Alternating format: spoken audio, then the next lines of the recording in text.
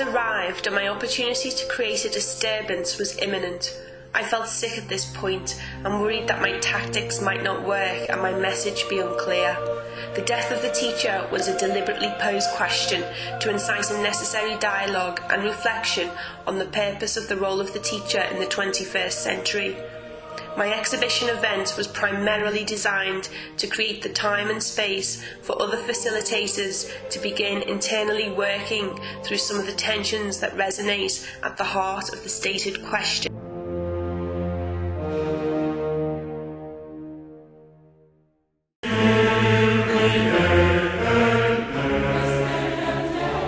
The exhibition was not about me, but about providing the tools for others to reconfigure their sense of self and identify any personal development needs. I recruited the help of Gemma and Laura, without whom the day's events would have been less fluid and far more stressful. Their support and participation also signifies the coexisting dynamic of the facilitator-learner relationship discussed in more depth in the abstract handout distributed at the start of the event.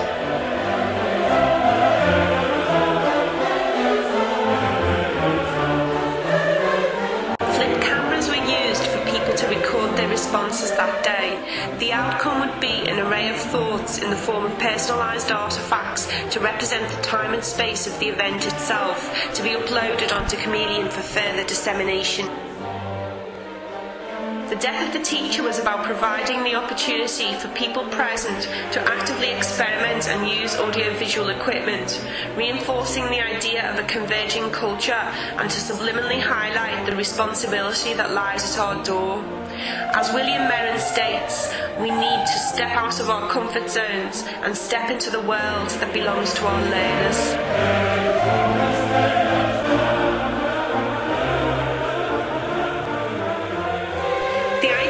Creating a calculated disturbance is reinforced by the method used to gather the evidence. The process of verbalising and recording people's metaphorical representations created illuminating and unexpectedly somewhat poignant moments.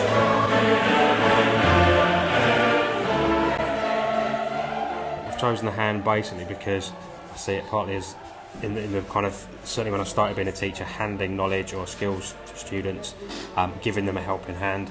This is my wish list to be able to continue more professional development within the music area, to be able to have a little bit more faith in my teaching abilities, and to pursue my interest in educational psychology. And there's me there.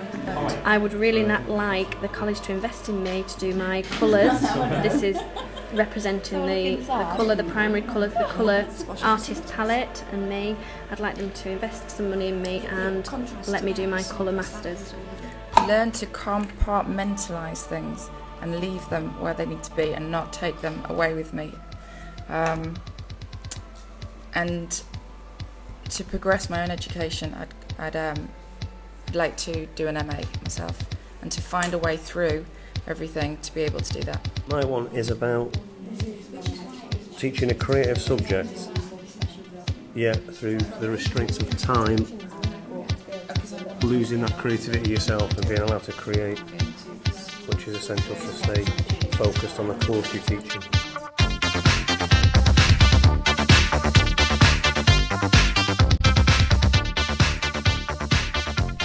It was interesting to see the commonalities of the responses received. Time itself to develop our pedagogic practices emerging as central to many of the different narrative voices present.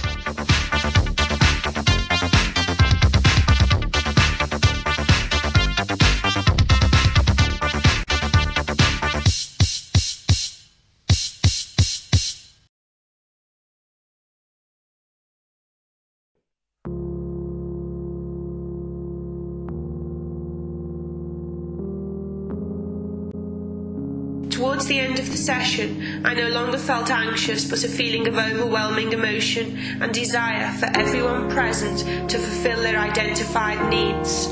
I truly believe that it is only by means of collectively and openly disseminating our experiences across the learning community will we not only reach, but continue to live out our potential.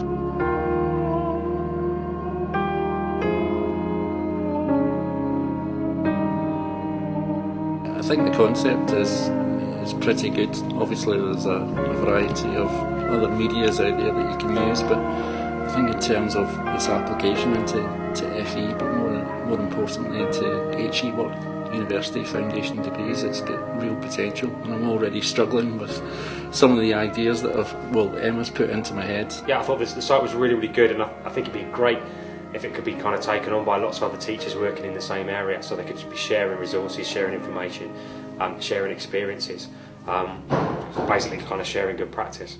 I really like it. I just need to have a session where I can get my head around all the technology. Once I've done that, will be able to use this in most of my sessions. The concept and ideas are really strong, I think, in there, especially with some kind of new qualification where nationally an awful lot of people are going to be probably coming up against the same problems, but not actually talking about it. The fact that there'll be somewhere where people can share ideas to try and overcome the problems collectively is always, it's got to be a good thing. As somewhere that you can put different ideas and information and share it, and the idea of transparency, I think is brilliant. Certainly it's going to take a few more sessions to actually look at in terms of generating some ideas that I could probably use in 2 or 3 subject areas that we've struggled with, particularly in delivery, but more importantly in assessment, because the assessments are just too traditional, too pen and paper based. It's got to be exciting, it's got to be engaging, and this does it. I've got some projects for level 2 and level 3 students. Instead of having it handed in as paper, they can, in my sessions, record their treatments, such as like cutting and blow drying, and then they can hand that in as a video, as opposed to a piece of paper that I have to mark, and as a before and an after. It can be all the way through. I'm trying to think at the moment of how to incorporate it into, but I think it's seeing it and listening has certainly made me think I've really got to try and push it through into my teaching and into my projects somehow. Getting the students to reflect on themselves and try and plan things by doing something completely abstract, completely different is something I would probably try. I teach teaching assistants, and I'm just thinking some of the things that I've delivered over the last 2 or 3 weeks with teaching assistants. It's been too dry, and I think it needs to be more engaging for them, because again they're going to be the front line for kids in the future, so that's going to be the priority just now. And certainly anybody involved in creative and media diploma or media generally, I'd recommend they get involved with it, certainly because I think sharing the kind of different experiences and the different resources, like I said before, is invaluable to everybody. It just makes everybody kind of better at what they're doing, and it makes the job a little bit easier.